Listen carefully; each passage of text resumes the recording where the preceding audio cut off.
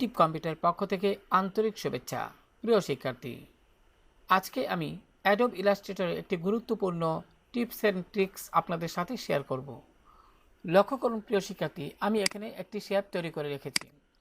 এমত অবস্থায় এই যে শেপটি আমি এখানে তৈরি করছি, এখন এই শেপটিকে আমি যদি একটু ছোটো করতে যাই তাহলে স্বাভাবিকভাবেই প্রয়োজন হয়, আমরা যখন কোনো শেপ তৈরি করি তখন এটিকে বড় ছোটো করতে হয়, কিন্তু ছোটো যখন করতে যাই তখন অনেক সময় শেপের যে একটি আকৃতি সেটা কিন্তু ঠিক থাকে না। যেমন আমি যদি আপনাদের একটু দেখাই, যেমন আমি এখানে টুল বার থেকে আমি সিলেকশন টুলটিতে ক্লিক করলাম এবং শেপটির উপর একবার ক্লিক করলাম।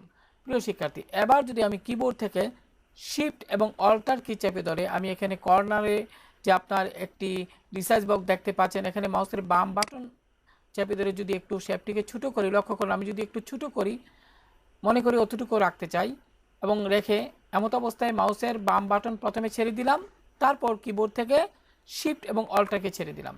কিন্তু প্রিয় শিক্ষার্থী খেয়াল করুন, এখানে কিন্তু শেপের যে অরিজিনাল যে রেশিওটা ছিল সেটা কিন্তু এখন পরিবর্তন হয়ে গেছে, অর্থাৎ শেপটি বড় থাকা অবস্থায় যেরকমটি ছিল এমনটা এখন আর নাই। তো এক্ষেত্রে এরকম যদি সমস্যা সৃষ্টি হয় তাহলে আপনারা কিভাবে সেটি আপনার এটি সমাধান করবেন সেই প্রক্রিয়াটি এখন দেখি। তো প্রিয় শিক্ষার্থী, এর জন্য প্রথমে আপনি যে কাজটি করবেন, আপনি এখান থেকে এডিট মেনুতে যান।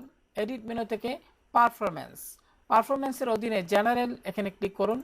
তারপর যে উইন্ডোটি আসবে, প্রিয় শিক্ষার্থী খেয়াল করুন, এই উইন্ডোটি আসার পর এখান থেকে স্কেল কর্নার এর চেকবক্সটি সিলেক্ট করে দিন। তারপর স্কেল স্ট্রোক অ্যান্ড ইফেক্ট এর চেকবক্সটি সিলেক্ট করে দিন। প্রিয় শিক্ষার্থী, এবার ওকে বাটনে ক্লিক করুন।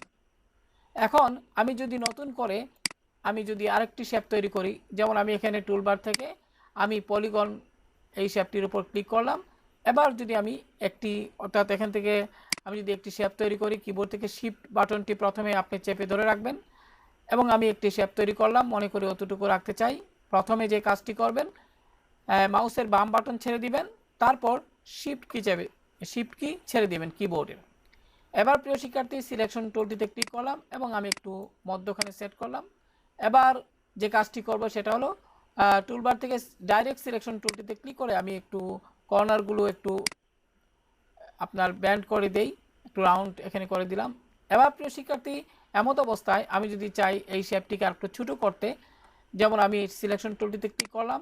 এবার যদি প্রিয় শিক্ষার্থী আমি মাউসের বাম বাটন দ্বারা এই রিসাইজ বক্স এখানে ক্লিক করে ধরে রাখলাম, পাশাপাশি কিবোর্ড থেকে শিফট এবং অল্টার কি চেপে ধরে আমি মাউস দিয়ে যদি আমি একটু নিচের দিকে ড্র্যাগ করি তাহলে লক্ষ্য করুন আমার শেপটির কোনো আকৃতি পরিবর্তন হচ্ছে না। যেমন আমি মনে করি অতটুকু রাখতে চাই। এবার প্রথমে আপনি যে কাজটি করবেন প্রিয় শিক্ষার্থী, মাউসের বাম বাটনটি ছেড়ে দিন, তারপর কিবোর্ড থেকে শিফট এবং অল্টার কি ছেড়ে দিন।